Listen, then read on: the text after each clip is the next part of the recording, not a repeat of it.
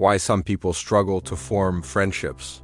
A psychological perspective. What if I told you that one of the most painful experiences a human being can feel isn't heartbreak or loss or even physical injury, but loneliness? Not the loneliness of being alone, but the loneliness of being surrounded by people and still feeling unseen. Here's the strange part. Psychologists say that your brain processes social rejection the same way it processes physical pain. Meaning, the moment someone ignores your message, turns away during a conversation, or doesn't invite you, your brain reacts as if you've been hurt. And yet, millions of people walk through life carrying this invisible wound. Some people struggle to form friendships not because they're boring, or awkward, or unlikable, but because their mind has quietly built walls around them, walls they don't even realize exist. Think about this for a second. Have you ever walked into a room and suddenly felt like everyone else belonged there except you? Like you were somehow the extra piece that didn't fit? Have you ever replayed a conversation again and again, worrying you said something strange?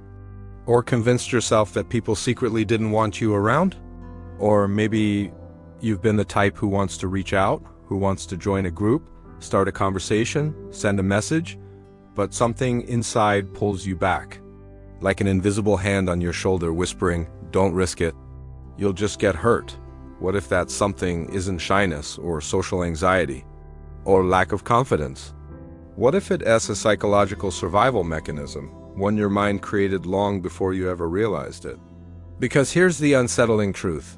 People don't struggle to make friends because they are unworthy. They struggle because their brain is trying to protect them from rejection, from past pain, from emotional memories they never asked for but still carry. But why does this happen?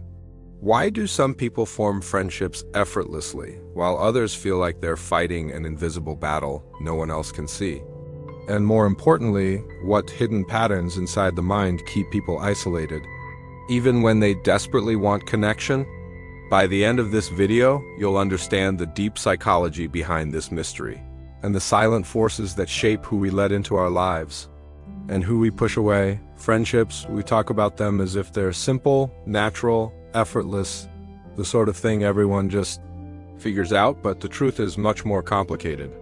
Because behind every smile in a group photo, behind every shared joke, behind every "let's hang out sometime," there are people quietly struggling with something they don't talk about, the fear of not being wanted.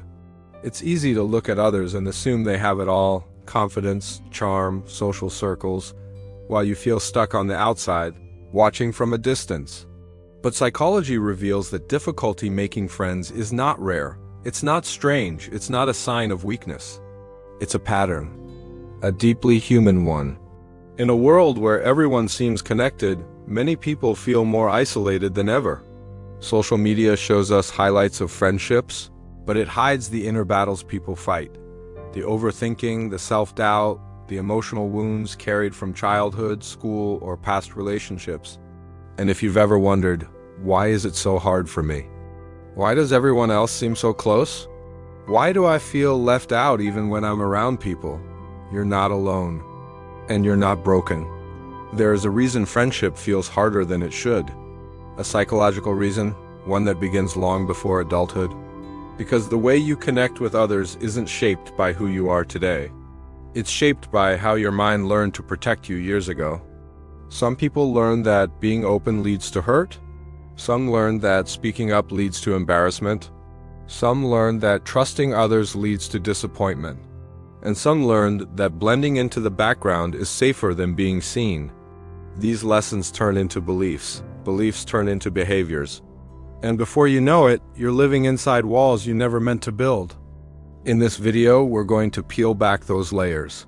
We're going to uncover the hidden psychology behind why some people struggle to form friendships, even when they crave connection with their whole heart. And by the end, you'll understand a powerful truth about yourself. One that might just change the way you see every interaction, every relationship, every moment of connection. Imagine walking into a room filled with people your age. People around you might never notice your struggle. They see your quietness, your distance, your silence, but they don't see the storm happening inside your mind. Friendship seems so natural for others, like they were given a script you never received. They walk into groups, share stories, form bonds effortlessly. Meanwhile, you wonder if you're somehow different or flawed or missing something everyone else has. But here's the important thing to understand.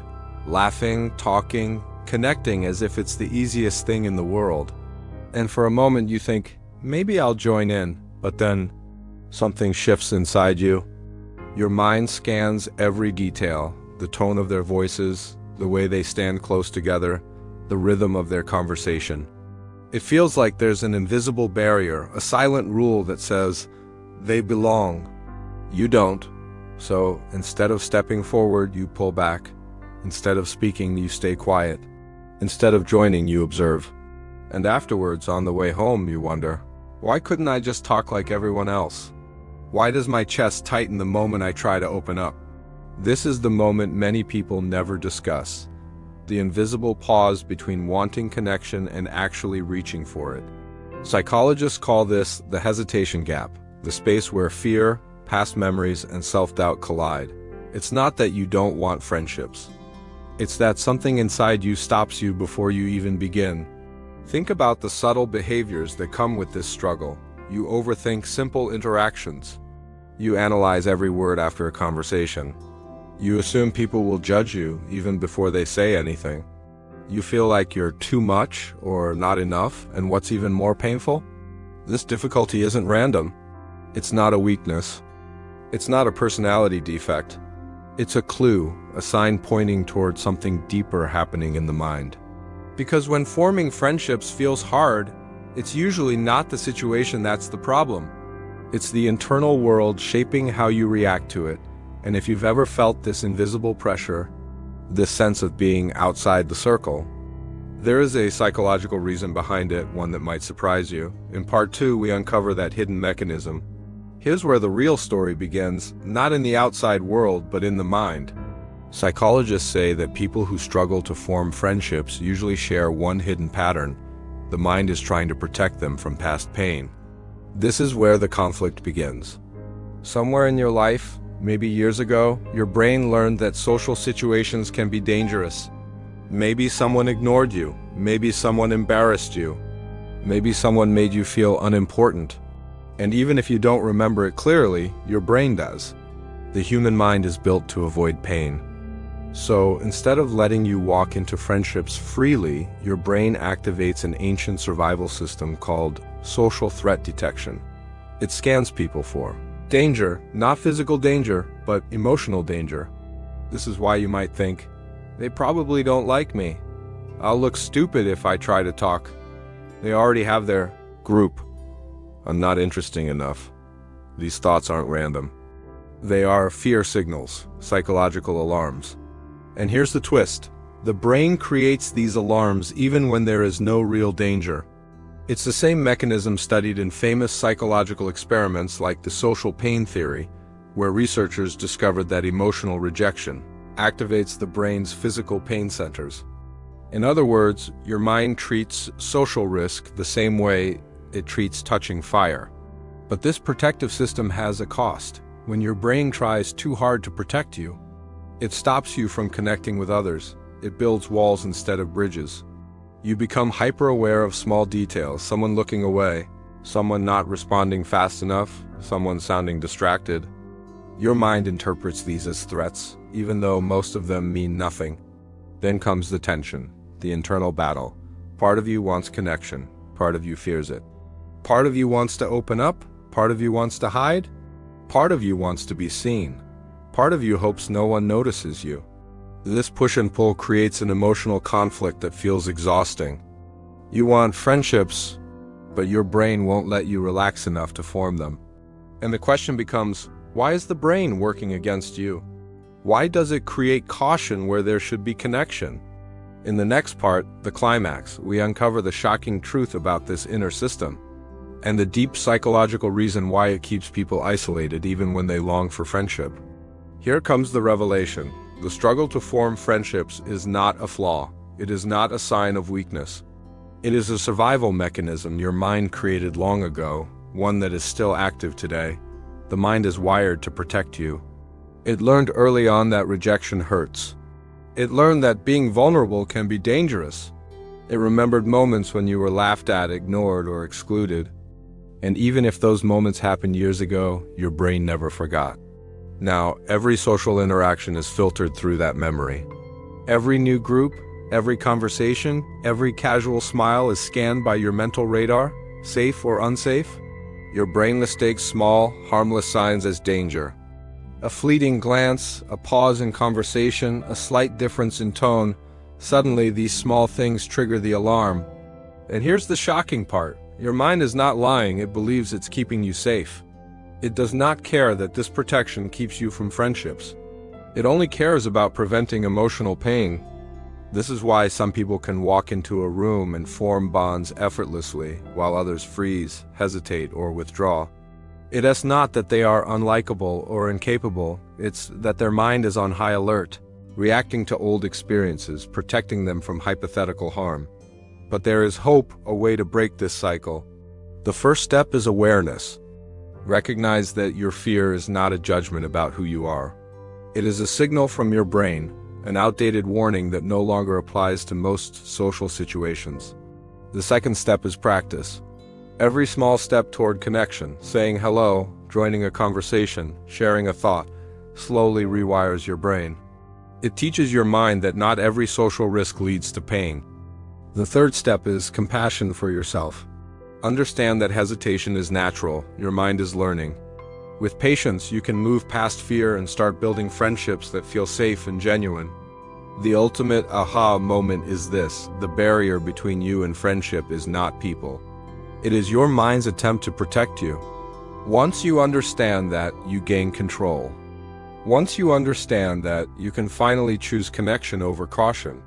And that is the deep truth psychology reveals. Friendships are not out of reach. Your mind just needs reassurance that it is safe to try. Once you understand the hidden psychology behind friendship struggles, everything changes. You realize that forming connections isn't about luck or personality. It isn't about being outgoing, charming, or instantly likable. It is about understanding the patterns your mind has developed over time, patterns designed to protect you, but which can also hold you back. Recognizing this is the first step toward freedom. The moment you see that fear and hesitation are internal signals, not truths about your worth, you start to reclaim control. Every social interaction becomes a choice rather than an automatic reaction. You begin to observe your thoughts and emotions instead of being trapped by them. With this awareness, small changes have enormous impact. You can take gentle risks, say a word, share a thought, or reach out to someone new, knowing that the discomfort is temporary and that your mind can learn to trust again. Every attempt rewires the brain, teaching it that connection is safe. This shift also transforms relationships. Misunderstandings lessen, loneliness shrinks. You no longer rely on external validation to feel included or valued. Instead, you approach friendships with clarity, patience, and confidence. The biggest lesson is this: struggles in forming friendships are not permanent. They are patterns that can be understood, reshaped, and healed. The walls that once felt necessary can slowly be lowered, making space for trust, vulnerability, and meaningful connection. By understanding the psychological forces at work, you gain insight not only into your own behavior, but into human nature itself. Friendships are not out of reach, they were always possible. Your mind simply needed guidance, patience, and understanding. And when you give it that, the barriers fall, and connection becomes real, natural, and deeply rewarding. Friendships are one of life's most powerful sources of connection and joy, yet for many, they feel just out of reach. The truth, as psychology reveals, is that the struggle isn't about being unworthy or incapable. It's about patterns in the mind, shaped by past experiences and designed to protect you from pain. Once you recognize that, everything changes. You understand that fear, hesitation, and self-doubt are signals, not verdicts on your value. And with that awareness, you gain the power to pause, observe, and respond consciously in every social situation. The process is gradual. Every small step toward connection, a conversation, a message, a shared laugh, slowly rewires your brain, teaching it that social risks are safe. Over time, the walls built by fear can come down and genuine friendships become possible. So remember, the challenge was never about others, it was about understanding your own mind. With patience, self-compassion, and awareness, you can break the cycle, step into connection, and experience the deep joy of meaningful relationships. If you found this insight valuable, stay tuned for more explorations into the mind, because understanding how we think is the first step toward changing how we live.